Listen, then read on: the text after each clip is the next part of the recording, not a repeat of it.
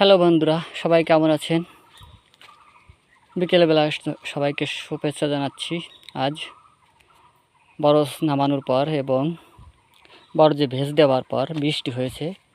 তার পরবর্তী পান গাছের অবস্থা দেখতে পাচ্ছেন বন্ধুরা, গাছগুলো নামানো হয়েছে এবং গাছের আগার কোয়ালিটি বর্তমানে খারাপ না, খুবই ভালো রয়েছে। আপনারা দেখতে পাচ্ছেন নিচের পানগুলো অনেক বড় বড় সাইজের রয়েছে। এগুলো আসলে দেখতে পাচ্ছেন। তো বন্ধুরা,